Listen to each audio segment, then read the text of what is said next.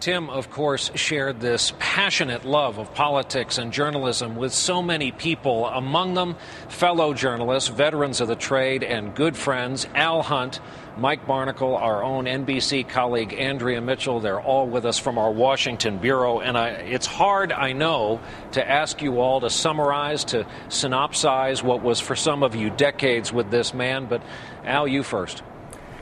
Brian, there are two things that come to mind. He was the preeminent political journalist in America. When Pete played that clip earlier of Tim on May 6th pronouncing Obama the Democratic nominee, there were scores of journalists who could have and probably did say that, but it mattered because Tim Russert said it. He was our leader. He was the best. I talked to him about a week ago, and he said to me of this campaign, Albert, can you believe they are paying us to cover this thing? He just loved what he did. And the other was the personal. I never had a conversation with Tim that I can remember where he didn't ask about my children. He was one of my son's godfather. His devotion to his family was so central to everything he was about. You will remember him as one of the most important colleagues our business has ever seen, and also one of the dearest friends. And Mike Barnicle, you're next. Brian, I see Timmy wearing a double extra large T-shirt with mustard and ketchup on the front. And I see him in 1 million ball games we've attended together, all-star games where we took our children, spring training where we would meet. I see him as a man who came to this business filled with so much cynicism on an everyday basis, filled with so much joy for the life he led and the profession that he was in and the business that he loved to follow, politics.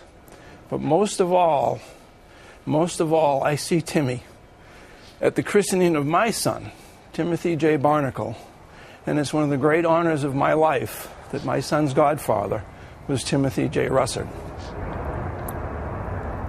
Andrea, sadly, you get to go last of this trio.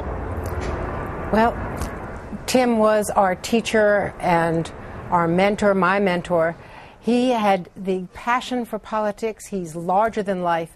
The enthusiasm, the joy that he brought to everything that he did. There are real leaders in this world. There are not that many of them. He led this bureau here in Washington, our political team. He had all of us on Meet the Press only last Sunday. And he was so enthusiastic about bringing us all together, many off the road, to share stories.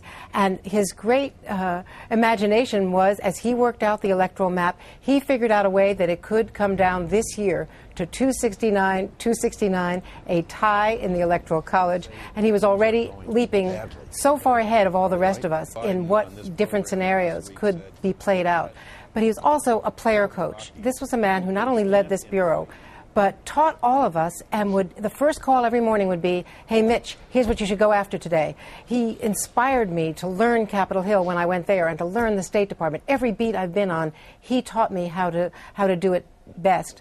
And there is no way to tell you, to share, well, with you, you know, but there's no way to share with our viewers how broken our hearts are tonight.